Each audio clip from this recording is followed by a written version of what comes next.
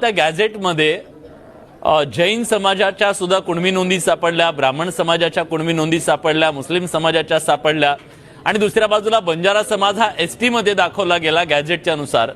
त्यामुळे या सगळ्या जाती सुद्धा आता कुणबी ठरू शकतात का? त्या नोंदींच्या आधारे या जातींना आरक्षण देता येऊ शकेल का कुणबी म्हणून? नोंद आहे, महसुली नोंद आहे, दिलं पाहिजे। गरीब मायक्रो ओबीसी आहे म्हणून द्यायचं नाही का? फक्त पुरे ओबीसीला द्यायचं का? त्या यावल्यावाल्या एकट्याला?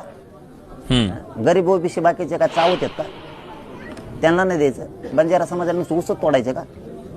त्यांना नको का लेकरू अधिकारी बनायचे? त्यांची नोंद असल्यावर कसं काय द्यायचं नाही तुम्हाला? तुमची काय मनमानी चालली? तुम्ही म्हणता तसा कायदा? ब्राह्मण समाजाच्या पण नोंदी आहेत। अरे मग बामणाला दिलं म्हणून काय झालं? ते जर शेती करीत असला त्या टायमाला त्याची जर नोंद असेल तर द्यायला काय हरकत आहे का? बामणाने घेऊ नये काय? बामणाचे म्हणून काय झालं? ज्याचं आहे त्याला दिलं पाहिजे या मताचे आम्ही आहेत, आम्ही जातीवादी नाही आहेत। ज्याचं आहे त्याला दिलं पाहिजे, असं कोणावर अन्याय होईल असं नाही केलं पाहिजे कधी।